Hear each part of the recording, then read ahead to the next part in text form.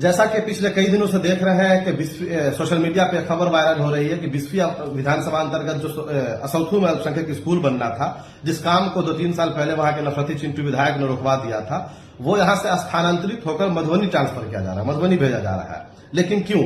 जब उस काम को रुकवाया गया था तब भी एमआईएम उसकी लड़ाई पूरी मजबूती से लड़ी थी, चाहे मधुबनी डीएम से मिलना हो, मंत्रालय से मिलना हो, अल्पसंख्यक आयोग से मिलना हो, हर जगह एमआईएम जो है उसकी आवाज उठाई थी, उसकी लड़ी थी। लेकिन बीच में चुनाव आ गया जिस वजह से वो काम को रुकवा दिया गया कि भाई आचार संहिता लागू गया है तो अब तो कोई काम होगा नहीं।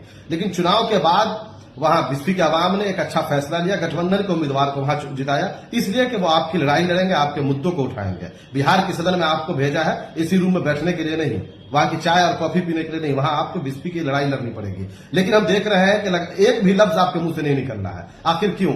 ये खामोशी क्यों है? किसका डर है आपको? जो आप एक अल्पसंख्यक स्कूल जो सरकार की एक अच्छी योजना है उसको आप वहां पे हटाया जा रहा है, लेकिन आप एक लफ्ज नहीं बोल पा रहे हैं। आखिर वजह क्या है? देखिए, बिस्फी की आवाम की लड़ाई आपको लड़नी पड़ेगी, बिस्फी के मुद्दे को उठाना पड़ेगा, अल्पसंख्यक स्कूल को वहां बनवाना पड़ेगा आपको। चाहे उस लड़ाई को जिस तरीके से लड़ा जाए आपको लड़ना पड़ेगा, और इस लड़ाई में एमआईएम आपके साथ पूरी मजबूती के साथ खड़ी रहेगी। चाहे अगर सरकार और प्रशासन सही से नहीं मानेगी तो मंत्रालय का घेराव करना हो, डीएम कलेक्ट्रेट का घेराव करना हो, जिस तरीके से हो आप लड़िए, उसके साथ साथ आपके साथ एमआईएम पूरी मजबूती के साथ रहेगी, बिस्फी की आवाम आपके साथ रहेगी। लेकिन अगर आप इस लड़ाई को नहीं लड़ते हैं, खामोशी जिस तरीके से आप अपनाए हुए हैं, इस खामोशी को अगर नहीं तोड़ते हैं तो एमआईएम आपके खिलाफ भी लड़ेगी। बिस्फी की आवाम फिर जिस तरीके से प्रचंड बहुमत से आपको चुनाव जिताई है, याद रखिए 5 साल के बाद फिर चुनाव आएगा और जमीन पे आपको लाके खड़ा कर देगी। तो ये भूलिए मत, जिस तरीके से आपके पिताजी को 10 साल सत्ता दिया, लेकिन 10 साल आपके पिताजी ने कुछ नहीं किया, उसके बाद आवाम ने आपको जमीन पर लाके खड़ा कर दिया। फिर उसी तरीके से 5 साल के बाद आप पर भरोसा किया है, आपने बिस्फी के आवाम का मैंडेट लिया है, तो उसकी लड़ाई लड़िए, उसकी आवाज को उठाइए। हम आपसे गुजारिश करते हैं और प्रशासन और सरकार से भी गुजारिश करते हैं कि आप जहां पास करवाए थे, सरकार आपकी थी, सर्वे टीम आपका था, सब कुछ आपने किया।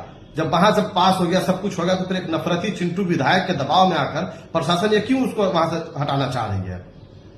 भाई, आप वक्त की जमीन हमारी है, सरकार की एक अच्छी योजना है, फिर आप क्यों हटा रहे हैं? आपको असौथू में स्कूल बनाना पड़ेगा, चाहे इसकी लड़ाई जिस तरीके से लड़ना पड़े, एमआईएम इसकी लड़ाई लड़ेगी। चूंकि हम बिहार से अभी बाहर हैं इसलिए वहां आप नहीं आ पा रहे हैं, लेकिन बहुत जल्द हम इसकी लड़ाई जो है लड़ेंगे, पटना भी जाएंगे और डीएम साहब से भी मिलेंगे, और क्या कहते हैं जो मंत्रालय है, मंत्रालय में भी जाकर हम इसकी आवाज उठाएंगे। अख्तुल साहब से भी हमारी बात हुई है, जो हमारे पार्टी के प्रदेश अध्यक्ष हैं और विधायक हैं। आदिल हसन साहब से, राष्ट्रीय प्रवक्ता साहब से बात हुई, ये लोग भी लगातार प्रशासन से टच में है और उम्मीद है कि इंशाल्लाह काम वही होगा और दोबारा शुरू होगा। एक बार हम फिर आसिफ अहमद साहब से गुजारिश करते हैं कि इस लड़ाई को आप लड़िए, चूंकि आप वहां के विधायक हैं इसलिए आपको आगे आना पड़ेगा, सड़कों पर आपको उतरना पड़ेगा, आपके साथ एमआईएम